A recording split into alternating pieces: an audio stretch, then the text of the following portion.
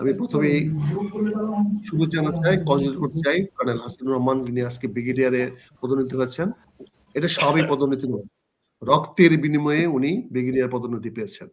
ওনার সাহসী পদক্ষেপ, জুলাই আন্দোলনে উনি যেভাবে সামনে এগিয়েছিলেন, আল্লাহর কাছে শুকরিয়া উনি বেঁচে আছেন। ব্রিগেডিয়ার বড় কথা নয়, কিন্তু এই দেশের জন্য প্রাণ দিতে উনি রাজপথে নেমেছিলেন। আমি উনাকে আবারও শুভেচ্ছা, অফুরন্ত শুভেচ্ছা জানাবো। আমার বাকি ভাইয়েরা যারা আছেন তাদেরকে সালাম, শ্রদ্ধা, এবং সবার সঙ্গে কথা হবে, আলোচনা হবে। হ্যাঁ, এটা যদি ঘটনাগুলো সত্য হয়ে থাকে, এটা দুর্ভাগ্যজনক। তবে টাকা বিতরণ করাটা হয়তো অপরাধ, কিন্তু টাকা ক্যারি করা তো অপরাধ নয়।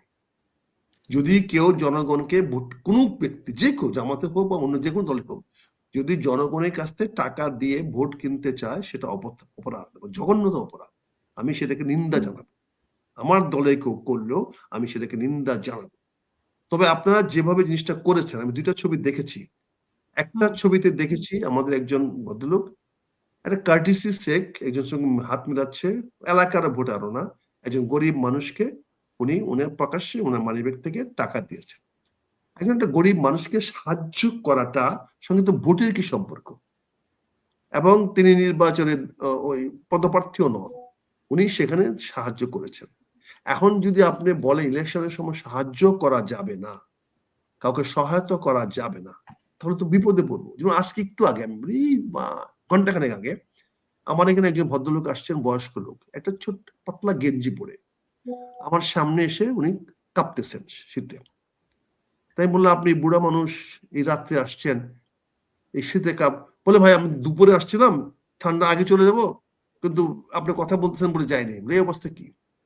আমি ঘর থেকে এসে, আমার ঘরে নতুন শার্ট নাই, গ্রামে থাকি, গ্রামে পুরনো শার্টই আছে, আমি একটা শার্ট, আমি তো অনেক বড় মাপের, লম্বা চোরা, আমি একটা শার্ট দিয়েছি তার গায়ে পরায়। এখন ছবিটা তুলে যদি আপনি বলেন যে আমি তাকে শার্ট দিয়ে এই ভোট চাচ্ছি, বলেন তো ভাই, বিবি ইব্রাহিম ভাই বলেন, আপনার কাছে বলবো এটা কেমন দেখা যায়? আমাকে সাহায্য করতে পারবো লোকটাকে আজকে নির্বাচনের দিনে?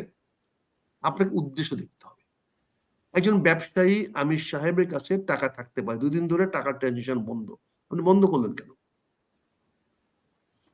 আপনি আমার টাকা দেওয়া নেওয়া বন্ধ করলেন কেন?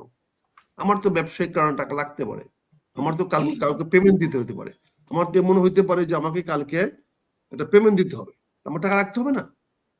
আমি যদি ভোটের কারণে কাউকে টাকাটা দেই, সেটা যেন ধরেন, আমিও আপনার সঙ্গে সমর্থন করবো, বিচার করবো। কিন্তু সেই নিউজটা যেভাবে আসছে সেটা দেখেন যে দিনাজপুরে আমির সাহেব সেখানে এই কাজটা করেছেন। একটা লোক, তার 50 লাখ টাকার করা ওয়ার্থ আছে কিনা? যদি ওয়ার্থ থাকে, সে 50 টাকা থাকলে অসুবিধা কি আছে? এখন আমি তো এমন অনেক মানুষের দেখেছি, অনেক ব্যবসায়ী দেখেছি, যাদের বালিশের তলেও যে কোনো সময় 2-4-5 লাখ টাকার বা 50 লাখ টাকা, 1 কোটি টাকার বান্ডেল থাকে। এমন অনেক ব্যবসায়ী দেখেছি যারা ঢাকা শহরে নির্বাচনের সময় কেন উনি ক্যারি করবেন? মানে নির্বাচনের ঠিক আগের দিন। নির্বাচনের সময় টাকা ক্যারি করা কি অপরাধ? বলে কোথাও লেখা আছে যে নির্বাচনের টাকা ক্যারি করা যাবে না? টাকা ভোটের জন্য দেওয়া অপরাধ, ভোটের জন্য কাউকে টাকা দেওয়া অপরাধ। এটা তাও কোনো ক্রিমিনাল কেস না, এটা ethically not allowed, criminal offence না, এটা দণ্ডবিধির আওতায় পড়ে না, এটা এথিক্যাল। এথিক্যালি আমরা এটা সময় আসলে তার টাকা দরকার হয় কেন? ভোটের সময় তো সবকিছু বন্ধ এখন, তো টাকা দরকার হলো কেন? বন্ধ তো আমাদের খাওয়া দাওয়া বন্ধ আছে। আমাদের আজকেও তো, আমার তো ডেলি ধরেন এই যে আজকেও আমাকে প্রায় 60-70 হাজার টাকা পেমেন্ট করতে হচ্ছে লেবারদেরকে, ওয়ার্কারদেরকে। আমি কি পেমেন্ট দিব না? আমি বলবো ঈদের 2 দিন পরে আসো। বিষয়টা এটা না, বিষয়টাকে যে জায়গায় অপরাধ আমি সেই জায়গায় বলছি। আমি তো আপনাকে স্বীকার করছি টাকা বিতরণ করা অপরাধ। আমি যদি আমার কেউ করে থাকে, আমিও তার শাস্তি কামনা করছি এবং এটা কি অপরাধ হিসেবে গণ্য করছি। কিন্তু টাকা ক্যারি করা, আমার ঘরের টাকা থাকা, এটাকে আপনি অপরাধ হিসেবে গণ্য করবেন কেন? এবং সেটাকে আপনি এরকম ভাবে প্রচার করে একজনের মান সম্মান ক্ষুণ্ণ করবেন কেন? নির্বাচনে দাঁড়িয়ে গেছে বলে কি সে এত অপরাধ করেছে, তার নিজস্ব কোনো মান সম্মান নাই? আমি এটা নিন্দা জানাই, নিন্দা প্রকাশ করছি। যাই হোক, এটা নিয়ে আমি বাড়াবাড়ি সামনে বাড়াবো না। নৈতিকভাবে মনে করি নির্বাচনে টাকা জনগণের কাছে দেওয়া বা ভোটের বিনিময়ে দেওয়াটা নৈতিক অপরাধ, এটা কারো করা উচিত না। আরেকটা জিনিস আপনি দেখেন নাই মনে হয়, আমি আপনাকে দেখাই।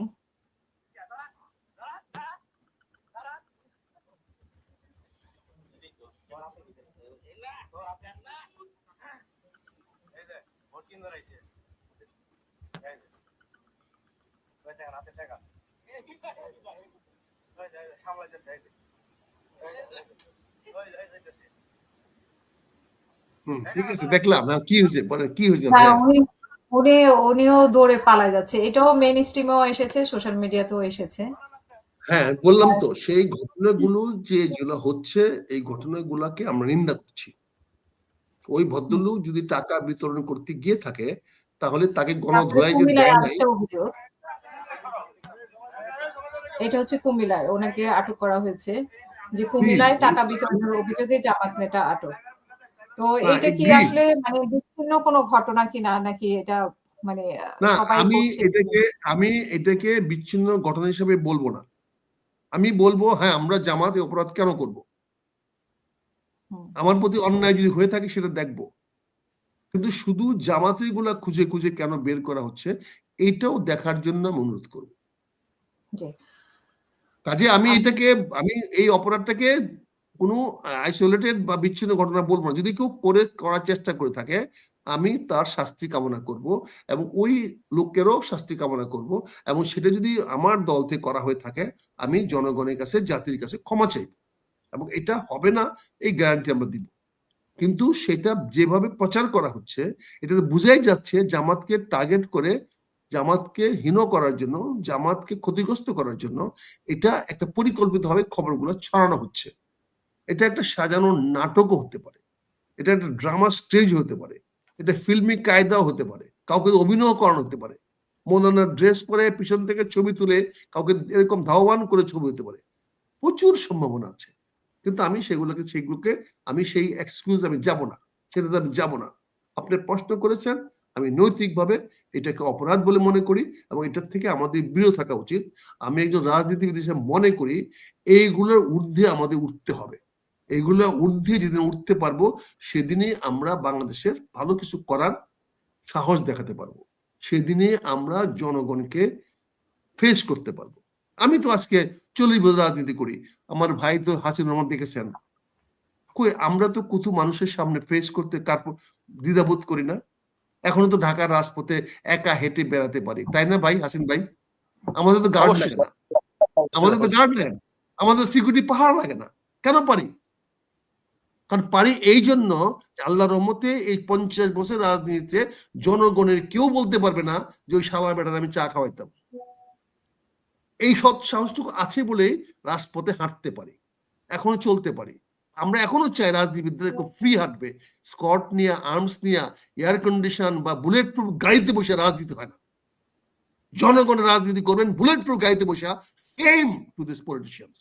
ওই পলিটিশিয়ানদের বিপদ যাক, ধ্বংস হোক আমরা চাই। যারা গানম্যান নিয়ে পলিটিক্স করে আমরা তাদেরকে ঘৃণা করি, তীব্র নিন্দা করি। আমরা তাদের ওই সিকিউরিটির কাছে ক্যাপটিভ হয়ে যায়। কি বলে হাসিন সাহেব? বলে হাসিন, আমরা যখন সিকিউরিটি গার্ড নিয়ে যাই তখন তার কাছে আমরা বন্দী হয়ে যায়, ক্যাপটিভ হয়ে যায়। এসএসএফ, সিএসএফ কি ক্ষমতাশালী হয়ে যায় দেখছেন না? এই কর্নেল গুলা, ব্রিগেডিয়ার গুলা ওই দারোয়ানগিরি করতে আসে, গার্ডগিরি করতে আসে, বডিগার্ডগিরি করতে আসে, কিরকম মিসইউজ অফ পাওয়ার করেছে আপনি দেখেছেন না হাসিনুর রহমান সাহেব? This are the officers, this are the bastard. তারা গার্ডের নামে, সিকিউরিটির নামে, পার্সোনাল সিকিউরিটির নামে এসে কিভাবে ক্ষমতা অপব্যবহার করে। আমরা চাই রাজনীতিবিদরা মুক্ত মনে রাস্তা দিয়ে হাঁটবে, জনগণের সঙ্গে মিলবে, তাদের কোনো গানম্যান থাকবে না। আল্লাহ যদি আমার কোনোদিন মন্ত্রী, আপনি কি মনে করেন না তারেক রহমানের জানের হুমকি আছে? মানে তারেক রহমান আসলে তোমার জানের হুমকি আছে, ওই রিকশাওয়ালার হুমকি নাই? তোমার হুমকি রাজনীতি করো কেন? তোমার হুমকি থাকে, রাজনীতি করো কেন? কি দরকার তোমার রাজনীতি করার? তোমার দরকার নেই, ঘরে বসে থাকো। আমি আজকে বলতে চাই, যদিও হব না, যদি আল্লাহ যদি কোনোদিন আমাকে কোনো সুযোগ দিত, মন্ত্রী হতে পারতাম, দেখাই দিতাম আমার বাড়িতে পুলিশের গার্ড থাকতো না, আমার গানম্যান থাকতো না। যদি সুযোগ পাই ইনশাল্লাহ দেখাই দিব গানম্যান ছাড়া, পুলিশের স্কট ছাড়াও মন্ত্রীগিরি করা যায়। কি বলে হাজির সাহেব, করা যায় না? অবশ্যই স্যার, অবশ্যই, কেন করা যাবে না? আমরা এক জাতির দেশ, ইনশাল্লাহ আমরা যদি সুযোগ পাই করা দেখাই দিব।